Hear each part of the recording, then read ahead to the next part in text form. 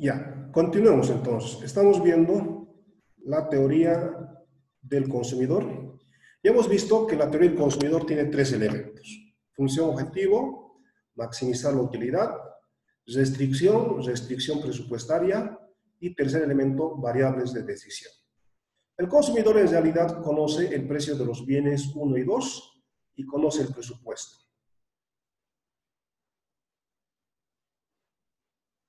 Conoce el presupuesto.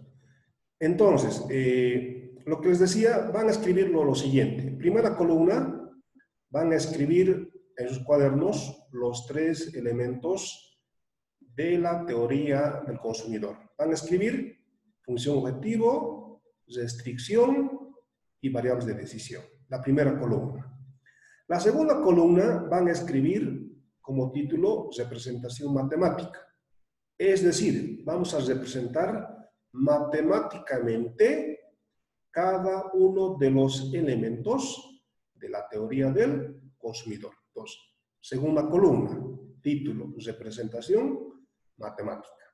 Tercera columna, como título van a escribir representación gráfica.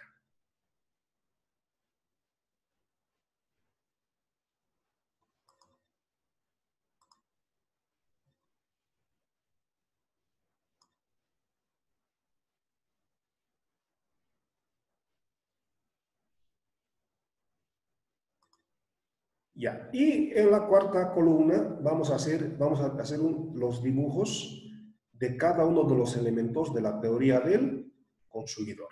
Ya, entonces, por favor, copien esta pantalla.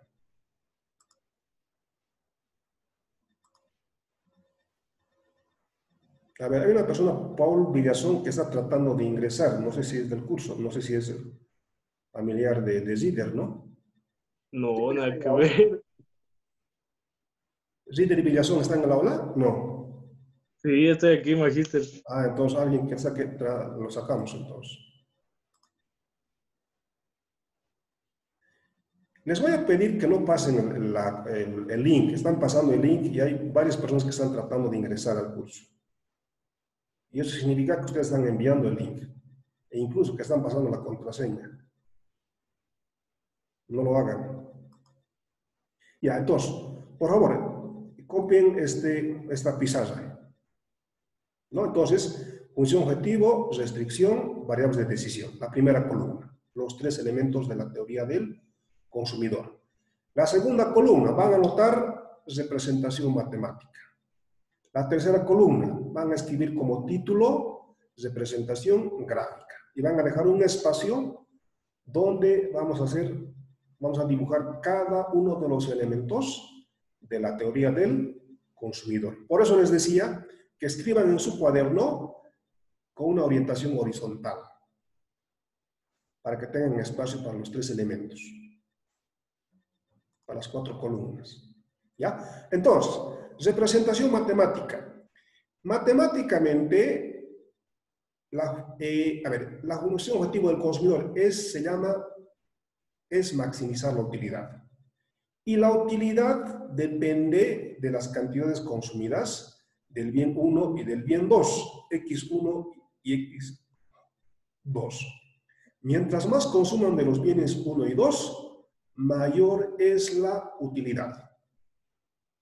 Por eso se dice que mientras más alimentación, más bebida, más alimentación, más vestimenta, más horas de ocio, mayor es el bienestar, mayor es la utilidad del consumidor.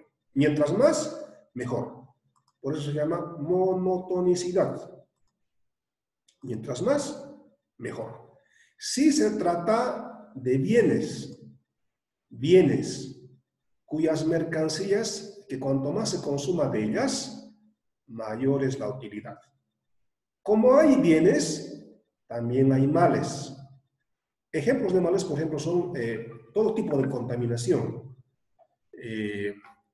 Todo tipo de contaminación, ¿no? Acústica, basura, smog, son males.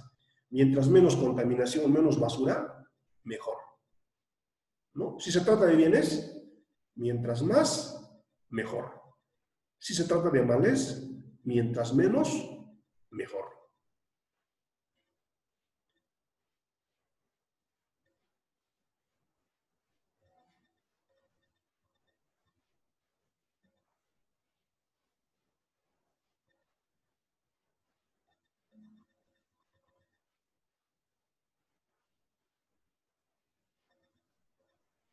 Ya, entonces, Magister, una pregunta. ¿sí? Dígame. Lo que está en la pizarra ahorita, bueno, lo que está compartido en la pantalla, ¿lo copiamos en la columna de representación matemática? Sí, sí. Entonces, copien la segunda columna, la tercera columna y esta columna también. ¿Ya?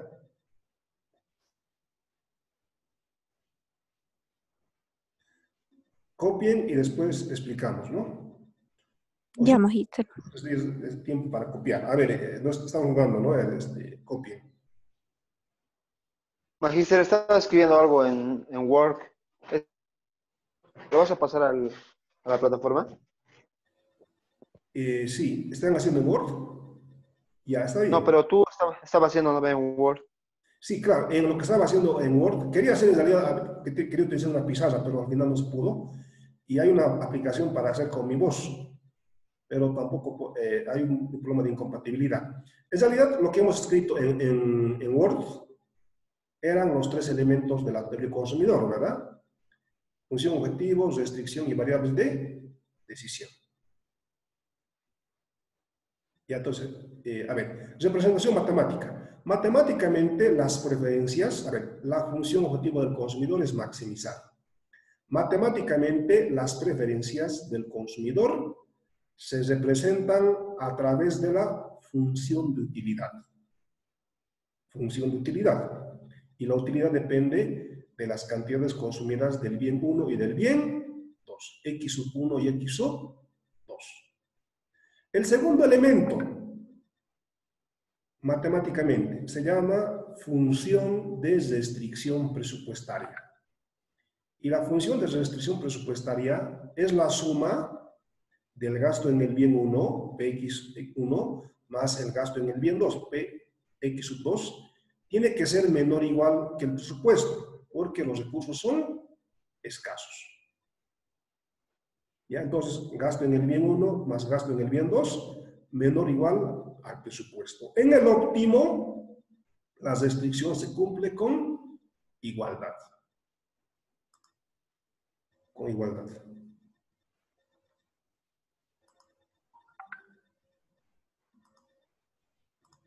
Ahora, lo que vamos a hacer es lo siguiente. Entonces, gasto en el bien 1 más gasto en el bien 2, en el óptimo igual al presupuesto. Lo que hacemos ahora es despejar X sub 2. Si despejamos X sub 2, ¿a qué va a ser igual? Presupuesto menos este término que estaba en el lado izquierdo con signo positivo, cambia de lado y cambia de signo.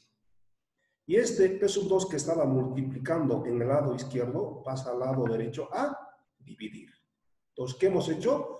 Hemos despejado X sub 2.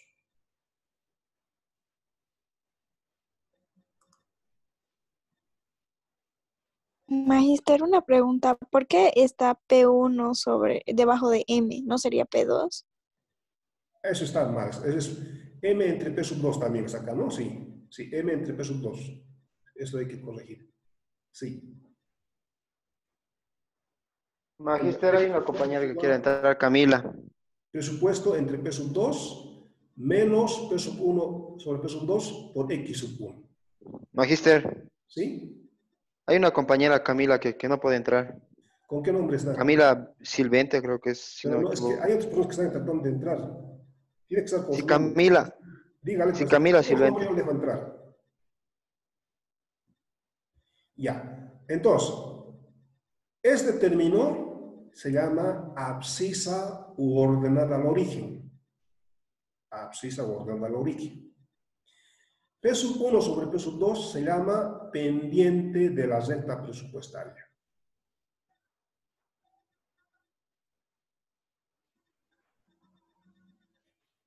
Pendiente de la restricción presupuestaria. Entonces, también se llama precio relativo. El precio del bien 1 en relación al precio del bien 2.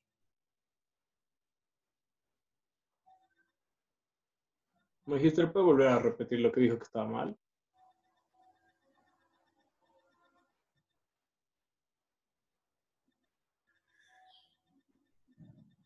Lo que está mal es el P sub 2 debajo de M. Sí, acá es M entre P sub 2. Magister, es Camila Silvente, está con el nombre Camila Silvente. Ya, que trate de entrar, pero a ver que intente. Es que no, necesita autorización. No, pero si no intenta, no va a entrar. Casa, ya me pareció, a ver. Ya, Pedro Vidal. Pedro Vidal no es del curso. Carol González sí. No he intentado. A ver, Pedro Vidal sí, ya, lo sacamos.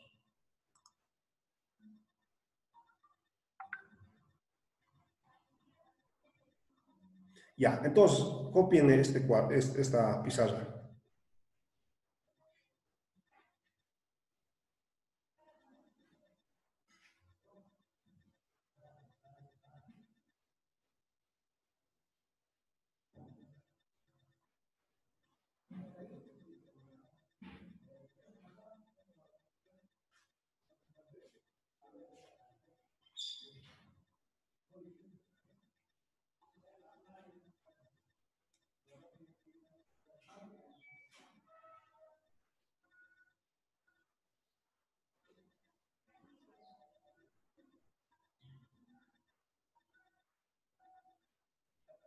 Ya, entonces, Magister, ¿sí? disculpe, ¿qué dice aquí? ¿Por dónde? A ver, aquí. Aquí, A ver, indíqueme. Ya. ahí. ¿Aquí? Ya. El problema, entonces, matemáticamente, os explico. El problema del consumidor es maximizar la utilidad. La utilidad. El problema del Ya. consumidor, maximizar la utilidad. Y la utilidad depende de X sub 1 y X sub 2. Sujeto Ya, A, magister, gracias. SA.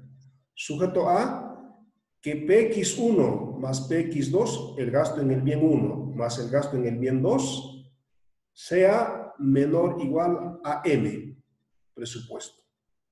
Que es el segundo elemento, restricción presupuestaria. Entonces, matemáticamente, el problema del consumidor consiste en maximizar la utilidad. Primer elemento, función objetivo. Sujeto a, SA. Sujeto a que el gasto en el bien 1 más el gasto en el bien 2 sea menor o igual al presupuesto, a M. El gasto en el bien 1 es el precio del bien 1 multiplicada por su cantidad. El gasto en el bien 2 es P sub 2 por X sub 2 menor o igual al presupuesto M. ¿Por qué menor o igual? Porque los recursos son escasos. ¿Por qué el consumidor no puede consumir todo lo que él quisiera? Porque los recursos son escasos. Acá dice X sub 1, X sub 2 mayor o igual a 0. Se llama restricción de no negatividad. Es decir, que las cantidades consumidas del bien 1, X1 y X2, del bien 2, no pueden ser negativas. No puede existir X sub 1 menos 10, por ejemplo. Si X sub 1 es limones, si no les gustan los limones, X sub 1 igual a 0. Pero X sub 1 no puede ser igual a menos 10. ¿Qué les pagan por consumir limones o qué? No. Entonces, en el peor de los casos, el valor de las X tiene que ser igual a 0. ¿Eso qué implica? Que la solución óptima va a estar ubicada en el primer cuadrante cartesiano, con X sub 1 y X sub 2 positivas. Porque en el cuarto cuadrante, por ejemplo, X1 y X2 serían negativos, lo que no tiene significado e interpretación económica. Eso significa restricción de no negatividad. Ahora, en los hechos, los consumidores, las familias, conocen como datos el precio del bien 1, el precio del bien 2 y el presupuesto. ¿Y cuáles son las variables de decisión? ¿Cuáles son las incógnitas? X sub 1 y X sub 2.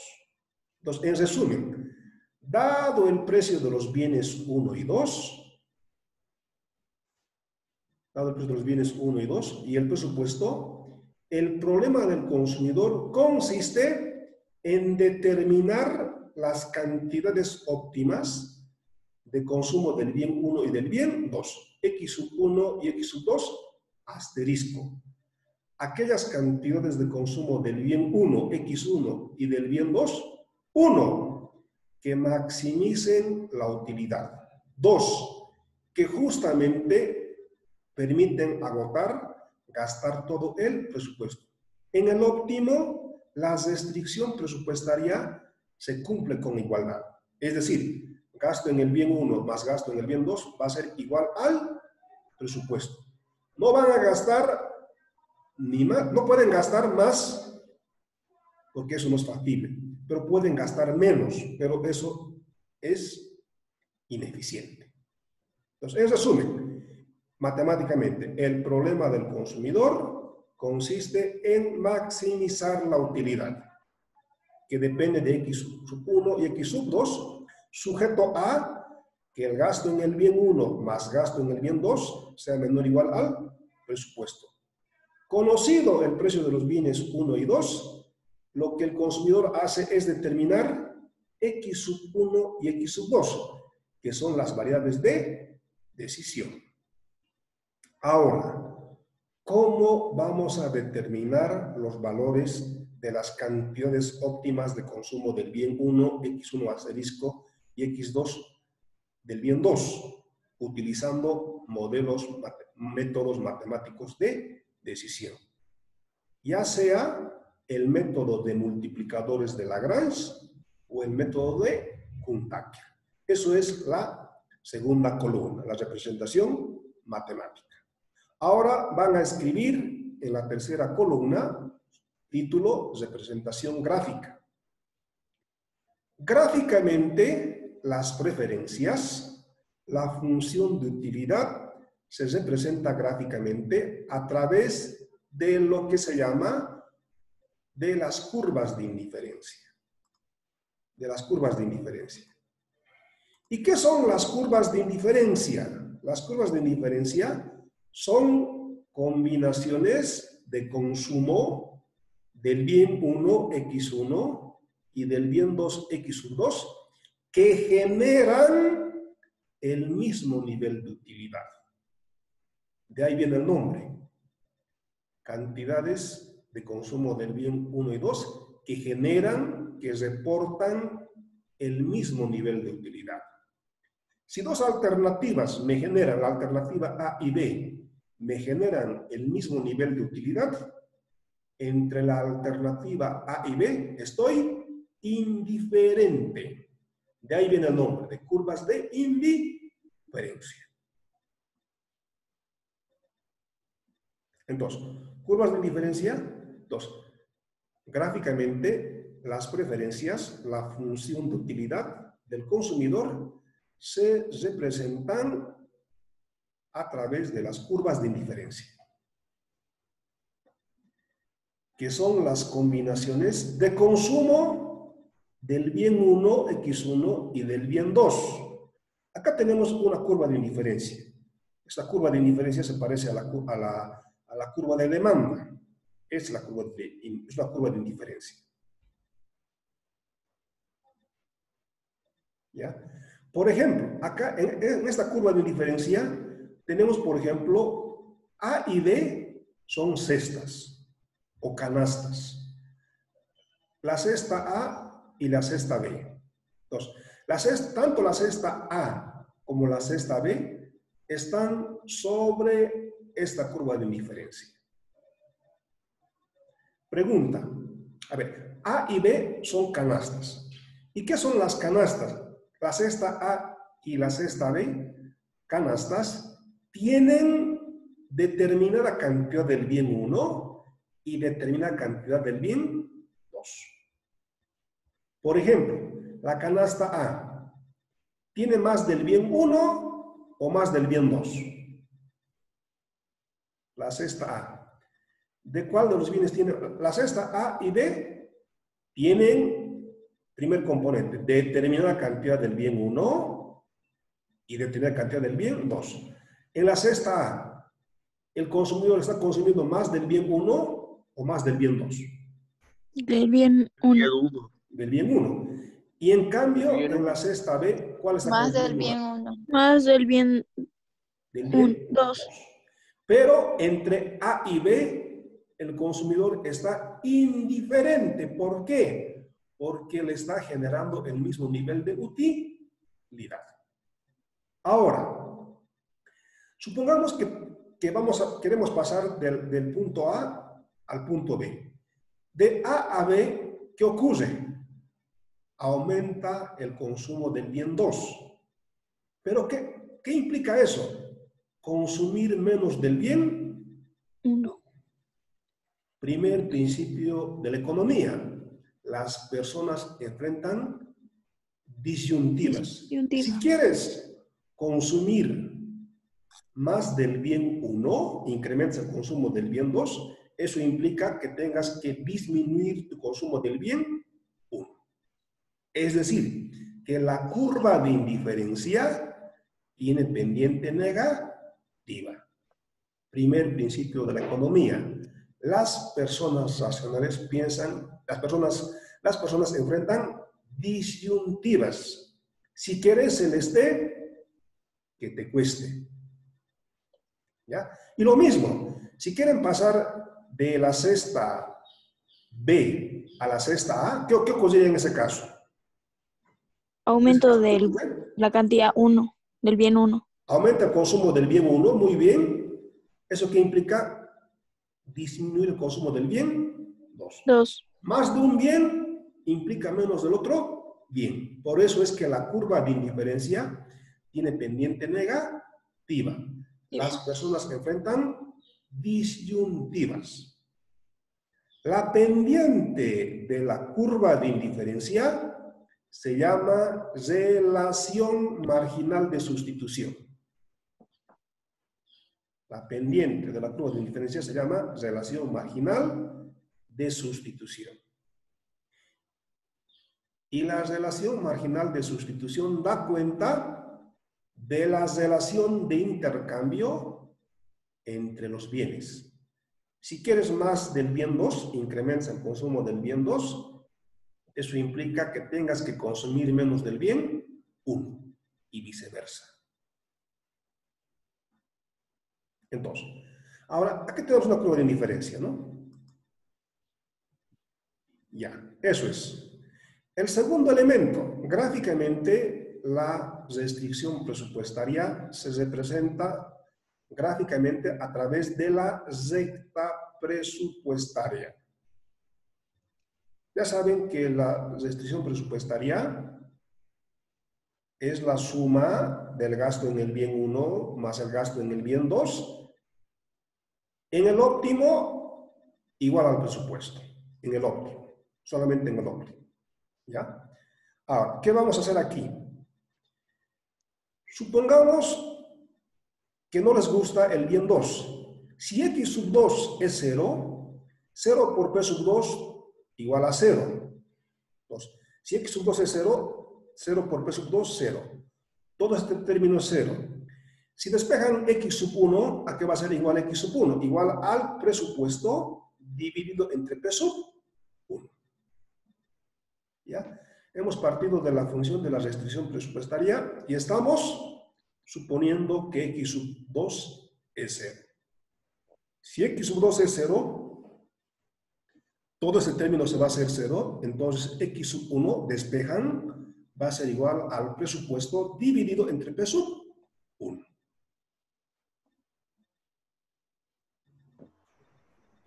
Entonces, si no les gusta el bien 2, la máxima cantidad que pueden consumir del bien 1 es igual al presupuesto dividida entre su precio. Ahora, vamos a ver, aquí vamos a notar el par ordenado x sub 1, x sub 2. X sub 1 es lo que consumes del bien 1. X2 lo que consumes del bien 2. Entonces, ¿cuál es el par ordenado? ¿Cuánto vale X sub 1? M entre P sub 1. ¿Cuánto vale X sub 2? 0. Entonces, acá tenemos un punto. Un par ordenado. X sub 1, M entre P sub 1 y X sub 2 igual a 0. Tenemos un par ordenado. Este par ordenado lo van a representar en el eje de las abscisas X sub 1. En el eje de las ordenadas, cantidad del bien 2. Entonces, este par ordenado va a estar en las abscisas, en las X o en las ordenadas. ¿En las ordenadas? En las ordenadas o en las abscisas. En las abscisas. En las abscisas. Es este punto. Este par ordenado es este. X sub 1. X sub 1 ¿a qué es igual? X sub 1 es igual al presupuesto dividida entre el precio del bien 1. Aquí lo único que estamos consumiendo es el bien 1. Del bien 2 estamos consumiendo 0. No nos gusta el bien 2. ¿Ya? Lo mismo. Vuelven a la recta presupuestaria. Ahora van a decir, si X sub 1 es 0, ¿cuánto es X sub 2? Despejan. X sub 1, 0, 0 por P sub 1, 0. X sub 2 va a ser igual al presupuesto dividido entre el precio del bien 2. ¿Cuál es el par ordenado? ¿Cuánto vale X sub 1? 0. ¿Cuánto vale X sub 2? M entre P sub 2. 2. Nuevamente, este par ordenado lo van a graficar. ¿Abscisas o ordenadas? Ordenadas. Ordenadas. Ordenadas. Entonces, unen los dos puntos y tienen ¿qué cosa? Gráficamente la recta presupuestaria. Presupuestaria. Entonces, esta línea lechuga verde es la recta presupuestaria, ¿no? Por eso decía Pitágoras, denme dos puntos y sostendré el mundo. Para representar gráficamente cualquier recta, solamente necesitamos dos puntos. ¿Ya? Eso. Ya, esta línea lechuga es la recta presupuestaria. Presupuestaria. Ya, ahora, la recta presupuestaria, ¿qué es? Gasto en el bien 1 más gasto en el bien 2 igual al presupuesto.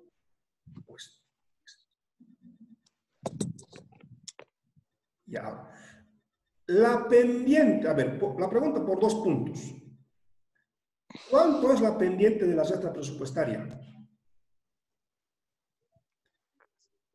¿Cuánto es la pendiente de la recta presupuestaria? Ahora, y la pendiente de la recta presupuestaria se llama P1 sobre P2.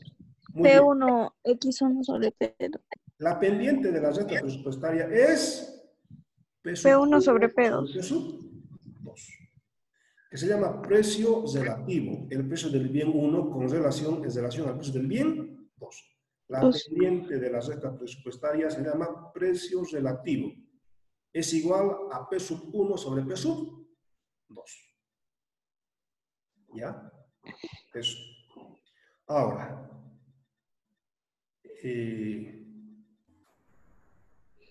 área de la recta, el área por debajo de la recta presupuestaria, esta área en color verde, se llama conjunto presupuestario. Ya repito, el área por debajo de la recta presupuestaria se llama conjunto presupuestario. ¿Y qué es el conjunto presupuestario? Todas las infinitas combinaciones de consumo del bien 1 y del bien 2 factibles. Es decir, con estos precios y este presupuesto es lo que puedo consumir. Es para lo que me alcanza, dados estos precios y este presupuesto es para lo que me alcanza, lo que puedo consumir. Entonces, todas las infinitas combinaciones de consumo del bien 1, X1 y del bien 2. ¿Ya? Ahora, aquí no se ve muy bien, pero vamos a suponer lo siguiente, ¿ya? A ver. Supongamos que acá tenemos una cesta C. A ver, acá, donde estoy marcando con el cursor, acá, punto C. Anoto, punto C. Acá. Punto A sobre la recta presupuestaria. Acá, sobre la recta presupuestaria, la cesta A. Y aquí, más allá de la recta presupuestaria, aquí anoten punto C. Los repito. 3 canastas. Cada canasta tiene determinada cantidad del bien 1 y del bien 2. Cesta C, aquí. Cesta A sobre la recta presupuestaria. ¿Ya? ¿Qué vemos aquí?